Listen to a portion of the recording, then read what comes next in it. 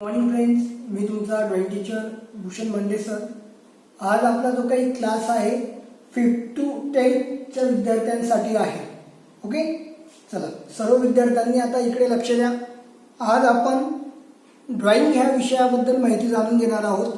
Okay, आतापर्यंत तुमचा जो काही गॅप गेलेला आहे 2 महिने 3 महिने तुम्ही घरी बसलेले आहात, घरी ऑनलाईन अभ्यास करत ट्युटोरियल अभ्यास करत आहात.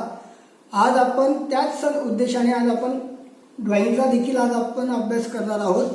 ओके, आजचा आपला पहिला मुद्दा आहे ड्रॉइंग. ओके, आता ड्रॉइंग नेमकं काय आहे ते तुम्हाला सर्वांना माहिती आहे. तुम्हाला सुरुवात माहिती आहे की ड्रॉइंगची सुरुवात कुठून आणि कशी झाली. ओके, तुम्हाला बेसिकल शिकवण्याची आता आवश्यकता नाही आहे. तुम्हाला बऱ्यापैकी त्याचं नॉलेज आहे. ओके, पण तरी तुम्हाला रिव्हिजन म्हणून मी तुम्हाला सांगून देतो तुम्हाला करायचं काय आहे आता. ओके, तुमचा जो काही गॅप झालेला आहे तो गॅप भरून काढण्यासाठी तुम्हाला आता काय करायचं आहे.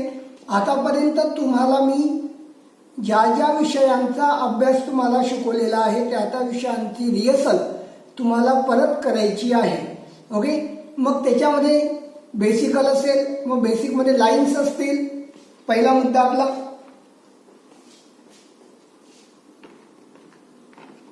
ओके, तुम्हाला मी आधी पहिल्यांदा काय शिकवलं होतं, लाईन. ओके, त्याच्यामध्ये मी तुम्हाला शिकवलेलं होतं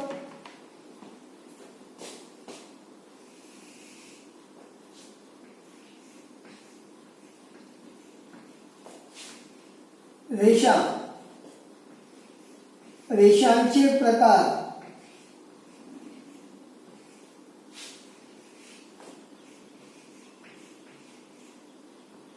ओके, आता तुम्हाला करायचं काय, तुम्हाला आता आधी रेषांचे प्रकार मला काढून पाठवायचे आहे. ओके, मग आता रेषांचे प्रकार कोणते आहेत, किती आहेत ते तुम्हाला मी शिकवलेलं आहे.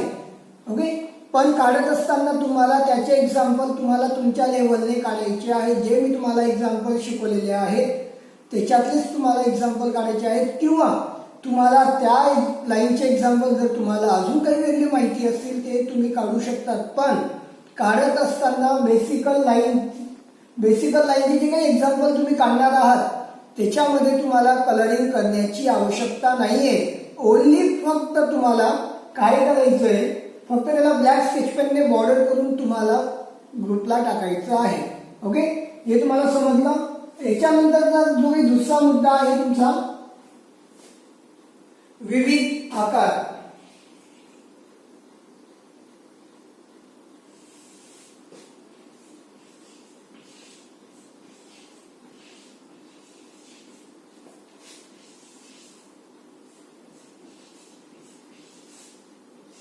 ओके, आता या विविध आकारांमध्ये मी तुम्हाला जे जे आकार शिकवलेले आहेत, आता त्याच्यामध्ये मग भौमितिक आकार असतील, मानवनिर्मित आकार असतील, नैसर्गिक आकार असतील, अलंकारिक आकार असतील.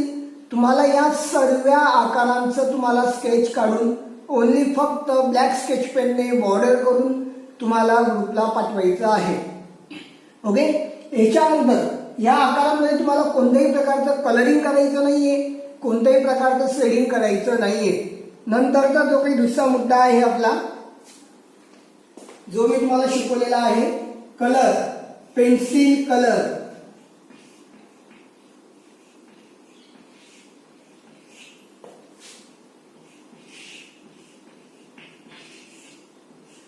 Okay, pencil colour. आता तुम्हाला याच्यामध्ये करायचं काय, आता याच्यामध्ये तुम्हाला एक सर्कल तयार करायचं आहे. सर्कल तयार केल्यानंतर त्याच्यामध्ये तुम्हाला वेगवेगळे कलर ग्रेडेशन तयार करायचे आहेत जे तुम्हाला शिकवलेले आहेत. तुम्हाला माहिती आहे की कोणते कोणते कलर ग्रेडेशन आहेत. ओके, मग काढत असताना तुम्हाला काय करायचं आहे, आधी एक तर सर्कल काढा किंवा तुम्ही आयत देखील काढू शकता. आयत काढल्यानंतर त्याच्यात वेगवेगळे कॉलम तयार करा. साधारण कॉलम तयार करताना 6 कॉलम तयार करा आधी, नंतर 3 कॉलम करा आणि त्याच्यानंतर 2 कॉलम करा. मग याच्यामध्ये काय करायचंय, तुम्हाला प्रत्येक कॉलम मध्ये वेगवेगळे कलरचे ग्रेडेशन तयार करायचे आहेत. पण करताना एकसारखा कलर यायला नको. आधी तुम्ही कलर रंगसंगतीचा अभ्यास करा. त्याच्यामध्ये मूड कलर प्राथमिक primary colour, first colour red, yellow, blue, हे झाले तुमचे primary colour. Okay. Secondary colour orange, green, light green आणि लाईट पर्पल, हे झाले तुमचे सेकंडरी कलर. आता तुम्हाला काय करायचंय, हेच कलर तुम्हाला त्या बॉक्समध्ये भरायचे आहेत आणि ती असाइनमेंट मला पाठवायची आहे. याच्यानंतरचा काही दुसरा मुद्दा आहे तुमचा. आता हे झालं बेसिक. ओके.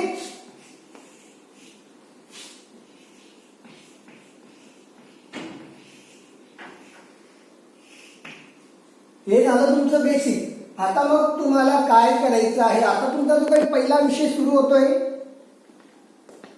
आता जो काही तुमचा पहिला विषय आहे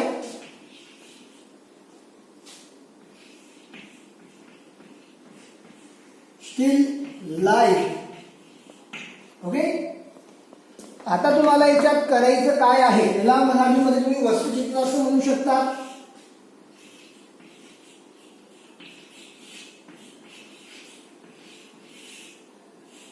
ओके. तुम्हाला आता मी थोडक्यात माहिती देऊन देतो, कारण मी तुमचा खूप गॅप गेलेला आहे. तुम्ही रिहर्सल केला असेल नसेल आय डोंट नो, पण आपल्याला आता आजपासून ड्रॉइंगचा रिहर्सल करायला सुरुवात करायची आहे. ड्रॉइंगचा सिलेबस आजपासून सुरू झालेला आहे. ओके.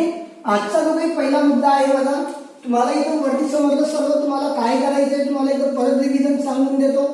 तुम्हाला जे आतापर्यंत मी शिकवलेलं आहे बेसिकल, जेवढं पण तुम्हाला मी आतापर्यंत बेसिकल शिकवलेलं आहे, मग ते लाईन्स असतील, लाईनचे एक्झाम्पल असतील, जॉमेट्रिकल शेप असतील, नॅचरल शेप असतील, मॅनमॅड असेल, तुम्हाला आतापर्यंत जे काही शिकवलेलं आहे बेसिक मध्ये, तुम्हाला तसं रिव्हिजन करून रिहर्सल करून तुम्हाला पाठवायचं आहे. पाठवताना वरती छान पद्धतीने डेट टाका. तुम्ही कोणत्या तारखेला काय काढताय ते तुम्हाला देखील लक्षात येईल. आणि तुम्हाला माहिती आहे, ड्रॉइंग सुरू करण्या अगोदर साधारण तुम्हाला 1 सेंटीमीटर किंवा 1.5 सेंटीमीटरचा तुम्हाला आयत कंपल्सरी टाकायचा आहे आणि डेट कंपल्सरी टाकायची आहे. त्याशिवाय तुम्हाला रिमार्क भेटणार नाही. कारण की तुम्हाला हे कळणार नाही की तुम्ही कोणत्या तारखेला काय शिकलात, किंवा मलाही समजणार नाही की तुम्ही कोणत्या तारखेला काय मला काढून पाठवलेलं आहे. म्हणून डेट कंपल्सरी टाकायची आहे. ओके. आता एवढं समजलं तुम्हाला. रेषांचे प्रकार, रेषांचे example, lines and lines example तुम्हाला काढायचे आहे. नंतर विविध आकार, तुम्हाला मी जे काही आकार शिकवलेले आहेत सर्व आकारांचा तुम्हाला रिहर्सल करायचा आहे. कारण की तुम्ही जर आता रिहर्सल केला तर तुम्हाला बाकीचे विषय सोपे जातील. कारण की तुम्हाला रिहर्सल करणं गरजेचं आहे. नंतर तुम्हाला सांगितलं पेन्सिल कलर. पेन्सिल कलरचे जे काही ग्रेडेशन आहेत ते तुम्हाला मी शिकवलेले आहेत. तसे ग्रेडेशन मला हवे. मग त्याच्यात तुम्ही वेगवेगळे आकार तुम्ही घेऊ शकता. एक्झाम्पल, कोणाला वाटलं ट्रायंगल घ्यायचा आहे तुम्ही ट्रायंगल घेऊ शकता. कोणाला वाटलं सर्कल घ्यायचं आहे तुम्ही सर्कल घेऊ शकता. ओके. तुमच्यावरती मी सोडलेलं आहे. तुम्हाला कशा पद्धतीने ट्रायंगल घ्यायचा, कलर शेडिंग कशा पद्धतीने करायचं मी तुमच्यावरती सोडलेलं आहे. मला हा सर्व सिलेबस, बेसिकल सिलेबस तुमच्याकडून मला अपेक्षित आहे. ओके. आजचा आपला जो काही पहिला मुद्दा आहे स्टील लाईफ. स्टील लाईफला आपण म्हणू शकतो वस्तू चित्र किंवा स्थिर चित्र देखील आपल्याला आपण म्हणू शकतो. ओके.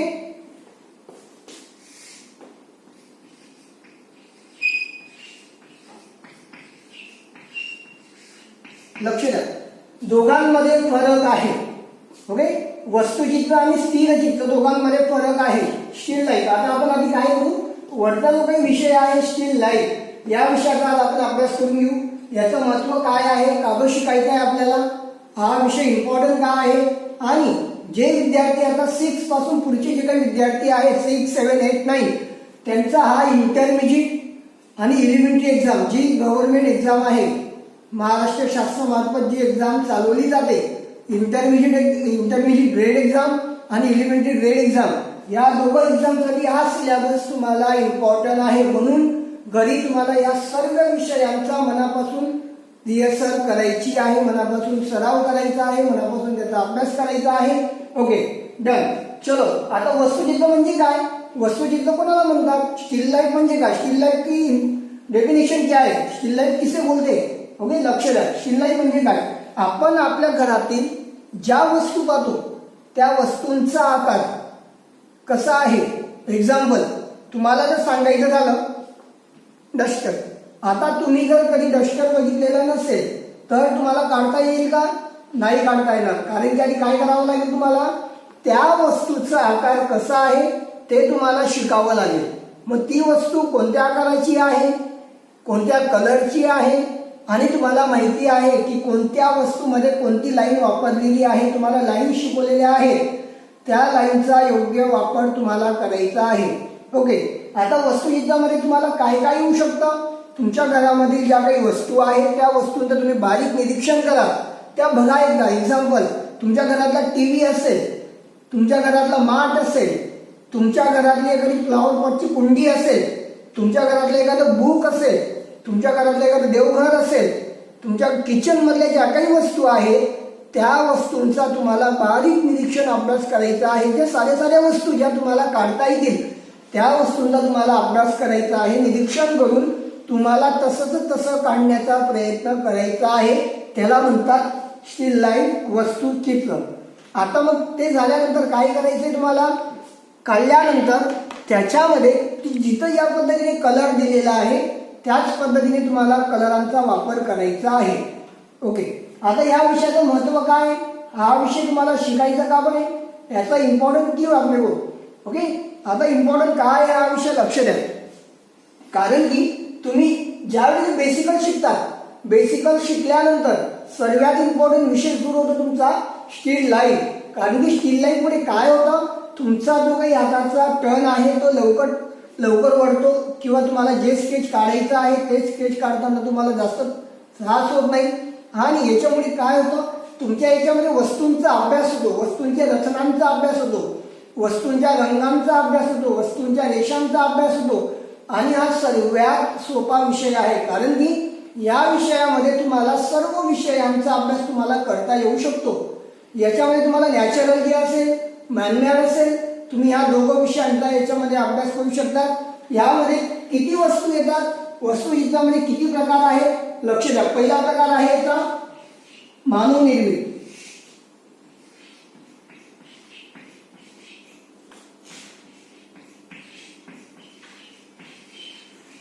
ओके.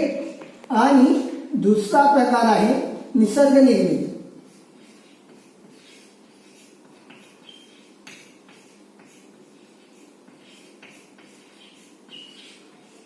ओके. आता तुम्हाला या दोन गोष्टी सांगण्याची आवश्यकता नाहीये, तरी मी तुम्हाला सांगतो.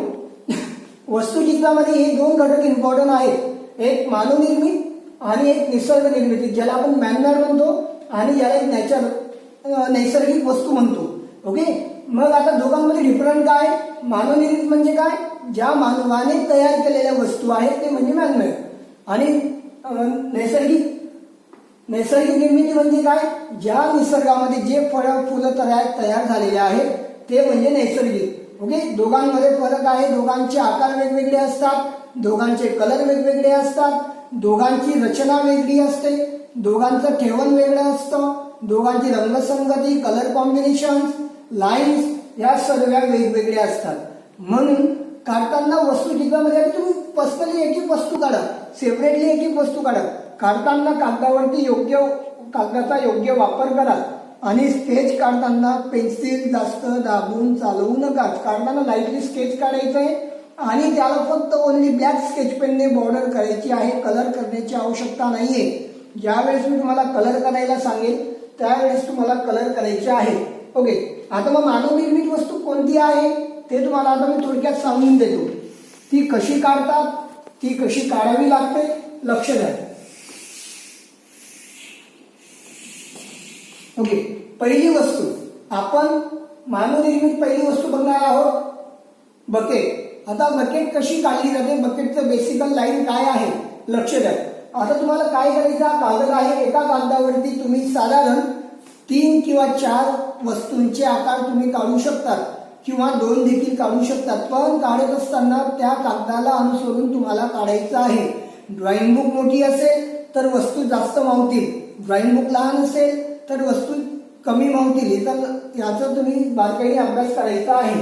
ओके. मग आता काढताना काय करायचं,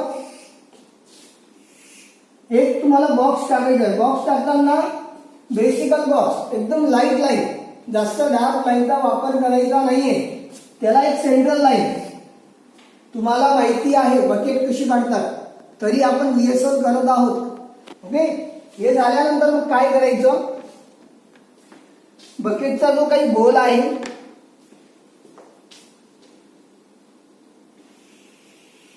आणि कधी पण लक्षात ठेवा, मानवनिर्मित वस्तूंमध्ये वस्तूंचा जो काही आकार आहे, वस्तूंचा आकार आहे एका कधी समजून घ्या. गोल असेल, खाली जेवढा गोल आहे वरती देखील तेवढ्याच गोल प्रमाणात असतो. कधी पण लक्षात ठेवा. आणि नैसर्गिकमध्ये नेचरमध्ये तसं नाही आहे. नेचरमध्ये खालचा आकार जर गोल असेल तर वरचा आकार गोल असेलच असं नाहीये. म्हणून दोघांच्या निर्मितीमध्ये बदल आहे, दोघांच्या निर्मितीमध्ये फरक आहे. ओके, मग आता हा गोल कशा पद्धतीने काढायचा तुम्हाला लक्ष द्या.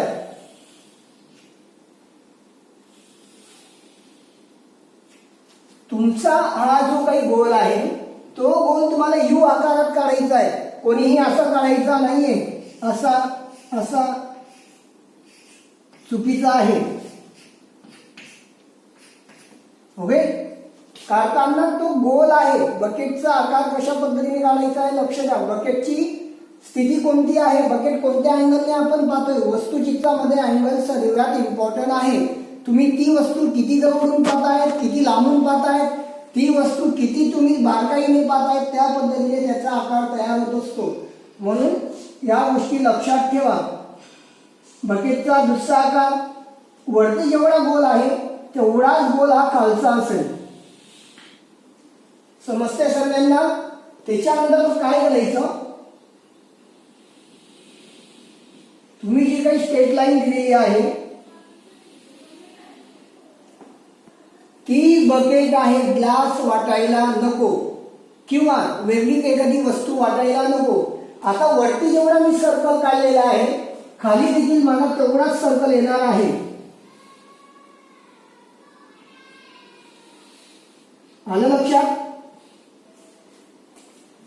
हा झाला बकेटचा पहिला भाग. मग नंतर जे काही आहे बकेटची डिटेल जे आहे ती तुम्ही काढू शकता. तुम्हाला वाटलं बकेटला इकडे छान कडी काढायची,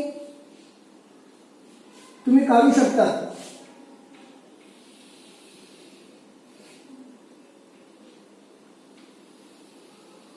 कडीचा आकार कुठे आणि कसा जाईल हे तुम्ही तुमच्या पद्धतीने काढू शकता.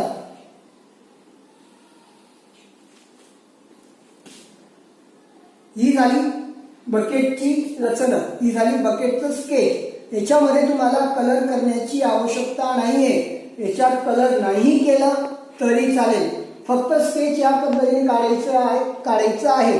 ओके, नंतर दुसरं एक्झाम्पल आहे तुमचं. आता हे झालं मानवनिर्मित वस्तूचं पहिलं एक्झाम्पल.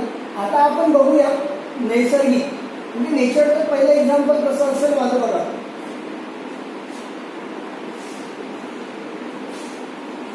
हे झालं मानवनिर्मित.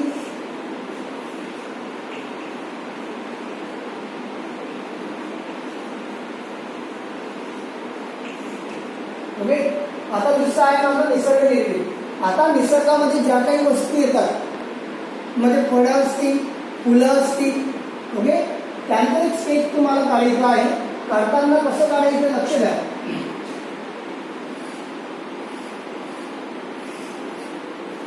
प्रत्येक वस्तूच्या आकारामध्ये कधी पण लक्षात ठेवायचं सर्कल असतो, म्हणजे असतो एवढं लक्षात ठेवा. सर्कल सर्वात इम्पॉर्टंट आहे. आता मग काय करायचं तुम्हाला, या ठिकाणी लॉंग सर्कल काढायचं आहे. ओके, लॉंग सर्कल काढल्यानंतर त्याला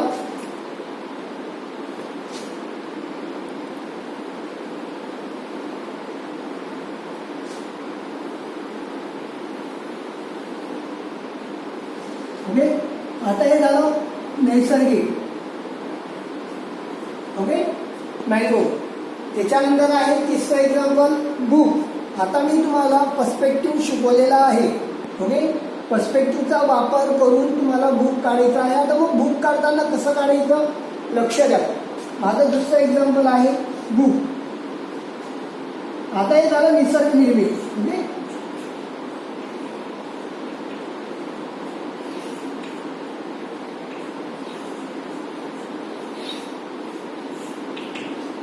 ओके, आता आपण दुसरं एक्झाम्पल बघूया. मानवनिर्मितचं बुक. आता बुक कसं काढायचं असतं लक्ष द्या. एक्झाम्पल,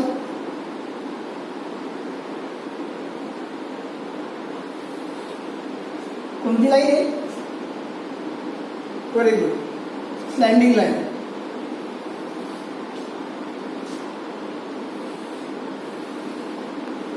ओके, नंतर आहे हाफ सर्कल. आता एक लक्षात ठेवायचं, बुक तुम्ही कोणत्या अँगलने काढताय तो अँगल देखील सर्वात महत्वाचा आहे. ओके, तुम्ही कोणत्या अँगलने त्याला पाहताय ते सर्वात इम्पॉर्टंट आहे.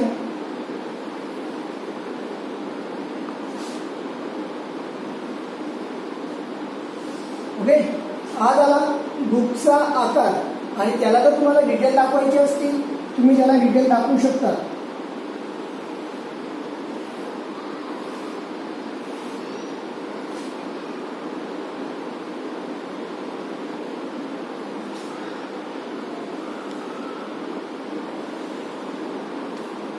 ओके, या पद्धतीने तुम्ही त्याची डिटेल जे काही असेल ते तुम्ही त्याला दाखवू शकता. बुकचं जे टायटल वगैरे असेल. ओके, आता मी तुम्हाला 3 एक्झाम्पल मानवनिर्मित वस्तूंचे काढून दिलेले आहे. तुम्हाला आता करायचं काय आहे, या विषयाला अनुसरून तुम्हाला जे काही एक्झाम्पल माहिती असतील मानवनिर्मित आणि निसर्गनिर्मितचे ते तुम्हाला मला काढून पाठवायचे आहे. जे तुम्हाला माहिती असतील, जे तुम्हाला सोपं येत असेल, जे तुम्हाला माहिती आहे, जे तुम्ही बघितलेल्या वस्तू आहेत त्या वस्तूंचं स्केच मला काढून पाठवायचं आहे. ओके, सर्वांना हा विषय समजला का? Okay, very good, thank you.